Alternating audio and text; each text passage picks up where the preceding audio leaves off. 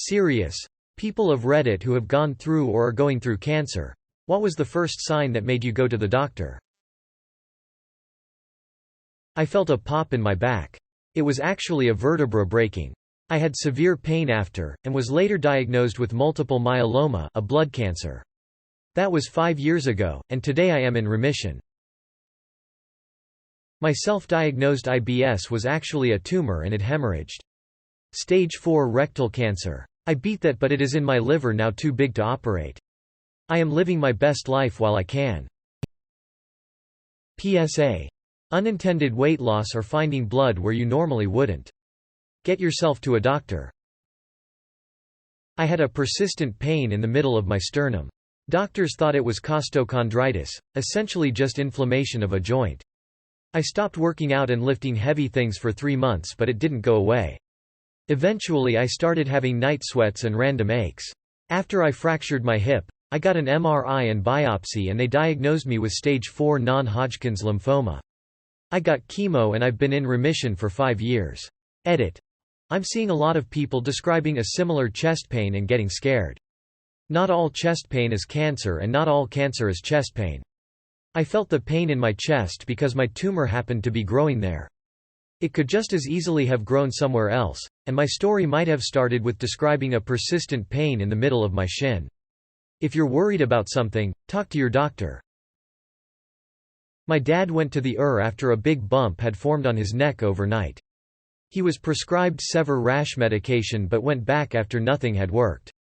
Everyone, even the doctors, thought it had been an allergic reaction or some kind of rash, but after testing for other causes, they found that he had had Hodgkin's lymphoma and a 6-inch mass in his chest. It has been over a year, he has finished treatment, and the cancer shows no sign of returning. Edit. Thank you all so much for all the kind words and support. My 33-year-old husband was diagnosed with inoperable glioblastoma, most aggressive brain cancer, in January 2019, when he was 31. What caused him to get a check was persistent headache that didn't go away with paracetamols and sleep. We discovered the tumors after taking an MRI. Needless to say, our lives were changed forever. Now we are at the end of our journey, and it's been a harrowing experience for me as his wife and caregiver. It's a lonely journey. I don't wish it upon anyone, and no one has any idea what glioblastoma is like, unless they have gone through it. The median survival time is 14 to 18 months. We are on our 18th month now, and given days, weeks left. Every day is a gift, and I'm glad I get to be holding his hands every day, even if he's resting and sleeping most of the time.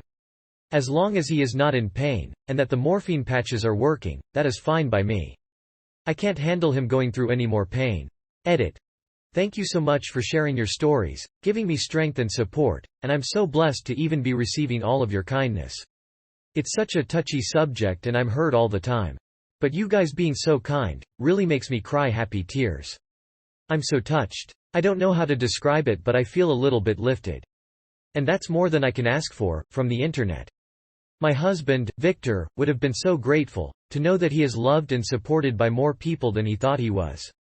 Thank you. Red Heart. Edit, 2nd August. Victor has passed away yesterday, on 1st August, 7:43 p.m. Swedish time. He was surrounded by his brother and me and smiled a lot to the very end. At his final resting position, his face looked relaxed and a little smile can be seen by us too. I am still in shock, processing what has happened to us. I'll take the time I need to process this and grieve. I just miss my husband.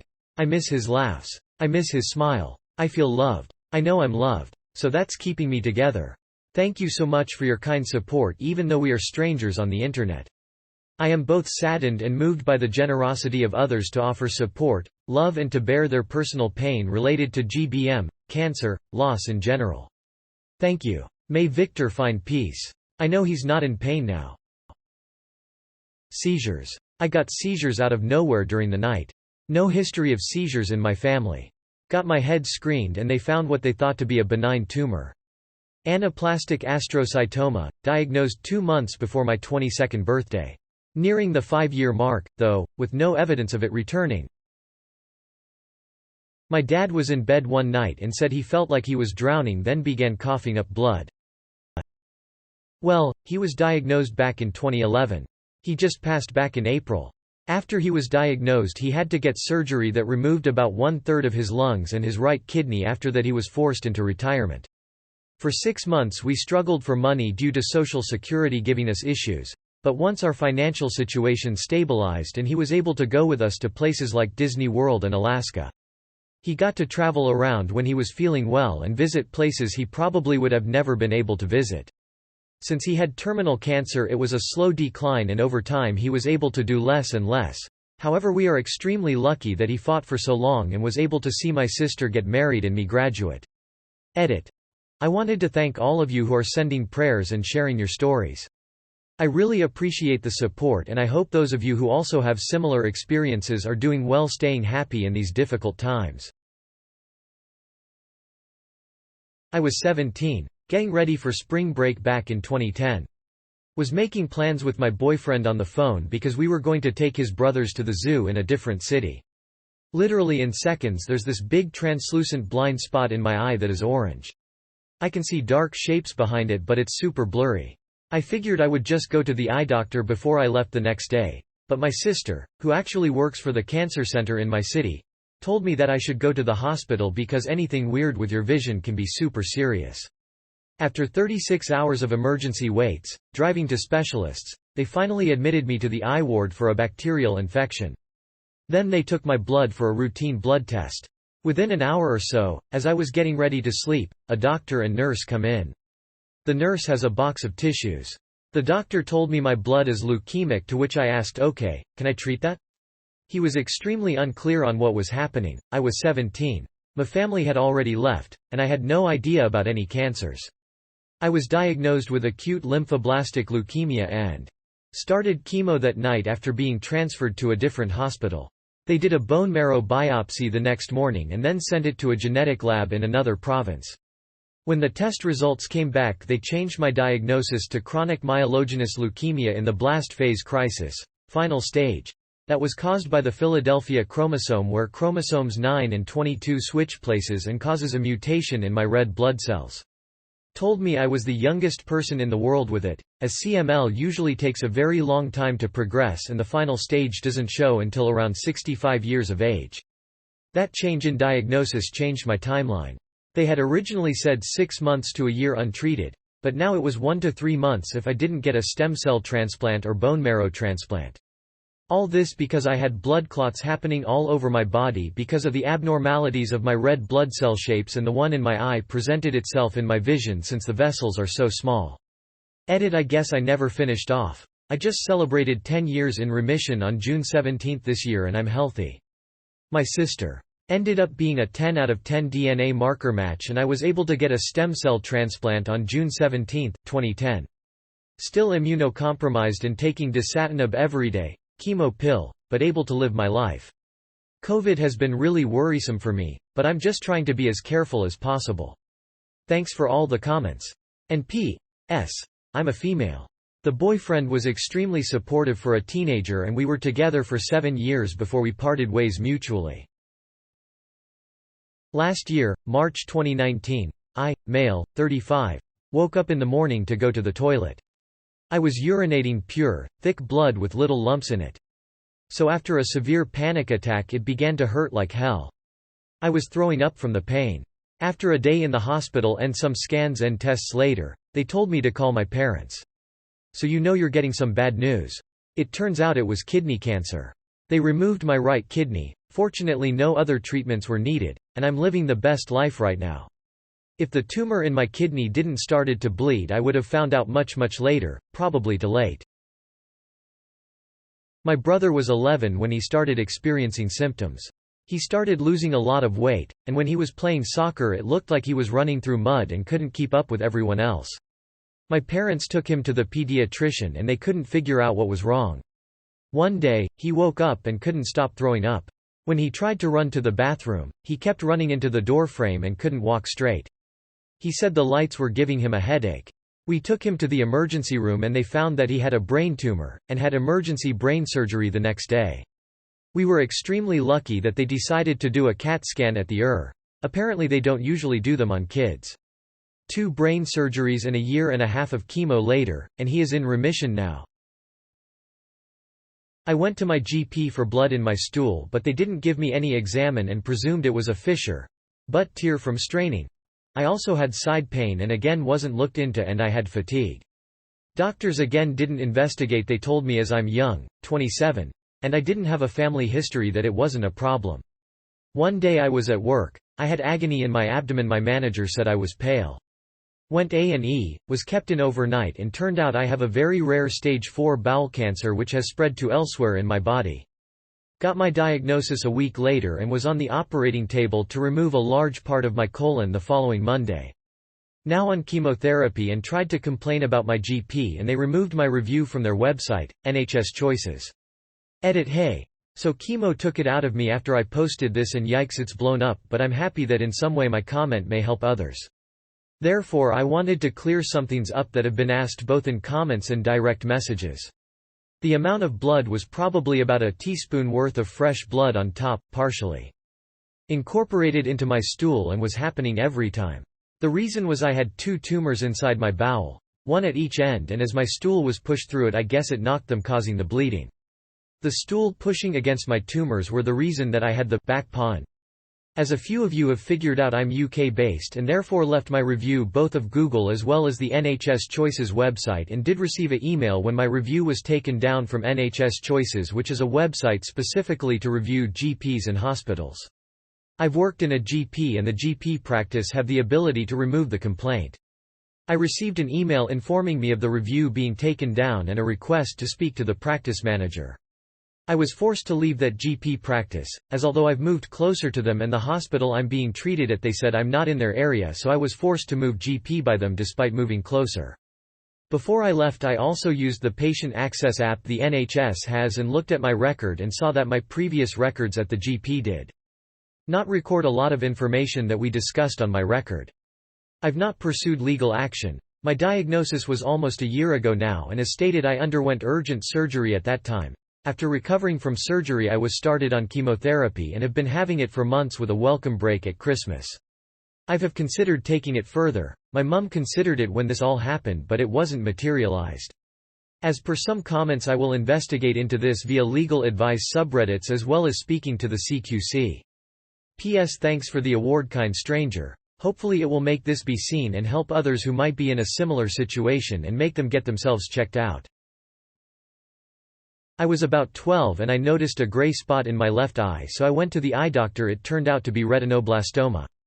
And fast forward about 1 week, I had my eye removed and started chemo. And now have a glass eye that has to get redone every 2 years until I was 16. On Christmas Eve 2018, my dad lost the ability to talk except for the phrase "this is crazy." Called paramedics because we thought he'd had a stroke. Got him to the hospital where the imaging showed a brain tumor on the outside edge of his brain. The swelling caused him to have a seizure. He was transferred to a bigger local hospital.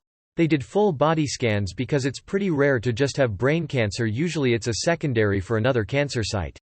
We got lucky in that it was the sole spot. Went through a craniotomy and 5 rounds of high-dose inpatient chemo, and he's 1 year in remission. Thanks for the awards. Super heavy periods that would last for 10 or more days. Got an IUD to help control bleeding. Actually hemorrhaged so bad the IUD came out. Endometrial cancer, huge tumor in my uterus. Ladies, it's not normal to need a tampon and pad at the same time. It's not normal to need to change them every 10 minutes or even every hour. An average period is 2 to 3 tablespoons, just for reference. Sorry if TMI. Edited to add. Thank you for the well wishes. I am 1 year Ned, no evidence of disease. I was diagnosed at 40. I wish I could respond to everyone. The main takeaway is if something is not right, keep looking for answers and the right physician. Heavy periods do not usually mean cancer in premenopausal women, but there is no reason to suffer through them. Postmenopausal women should not experience any bleeding, 1 drop and you should go to the doctor right away. Funnily enough, it was a totally unrelated lump. Nope, that lump is fine, just a lipoma. However, we found another lump in the corner of your X-ray and we need to biopsy it. I had childhood leukemia. When I was about 10, both of my knees started to hurt progressively more and more to the point where I was limping around. I also couldn't catch my breath. I remember this one lunch lady at school giving me shit for being slow walking up some stairs, and I just didn't know what to tell her because I couldn't go any faster. I went to the doctor once and they said I sprained my knees. I played soccer so it wasn't impossible. But they never got better. So I went back and they decided to take some blood tests just in case. Thankfully they did, because it turns out my red blood cells were 1/3 what they were supposed to be, hence why I couldn't heal and I couldn't get enough oxygen, ever. That was 20 years ago now and I got lucky, I didn't relapse. I had friends who did, and didn't make it. IDK. Kinda a personal story that I don't talk about much. Edit. A lot of people have seen this and shared some great, oddly similar stories. Hope everyone is taking care of themselves. But to answer a recurring question, I never did see that lunch lady again. She was gone. Unrelated reasons, by the time I went back to school. Another edit. I also don't blame my pediatrician for not catching it sooner, and I did end up having an incredible medical team providing treatment for me every step of the way. My dad thought he had the flu, went to urgent care. By the end of the weekend he had started chemotherapy. He had acute myeloid leukemia, made it 6 years though, so not bad. My nana. She had very loose bowel movements, which had caused her to get dehydrated. Her levels for electrolytes were way out of normal range. She later found out that she had a cancerous mass on her ovaries. They caught it in time and she went through surgery and chemotherapy. Everything is fine now. My dad was acting strange. He looked disheveled somewhat and was telling the same stories. Well, he's 86, that can come with age. But he was also swerving on the road driving, and he called me one day to take him to his doctor. Long story short, stage 4 GBM, brain cancer. Had surgery, was okay for a couple of months but was gone a couple months after that. Good part was, had no pain and didn't suffer. Edit. Thank you. Testicular cancer survivor here. I had a dull pain one day in my right testicle. Didn't think much of it. I then took a shower and my ball felt different, it wasn't smooth. I just felt that something was different. I went to my doctor and asked him to check them to make sure things were normal. He did the check and didn't think things felt off but ordered an ultrasound anyway. I went and did the ultrasound, and I didn't hear what they found. They just asked me to go back for another ultrasound. The next day I got told I had to go to the hospital to see the urologist. Within minutes of meeting the doctor, he told me I had testicular cancer and was having surgery that night. It happened so fast. I caught mine early. Now I tell everyone to feel your balls and know you're normal. I was fooling around in a mall as a kid. So my dad grabbed me by the neck to make me behave. He felt a lump on my neck and immediately began to get nervous. We went to the doctor the next day, caught the cancer before it spread and was able to surgically remove it about a month later. Got super lucky.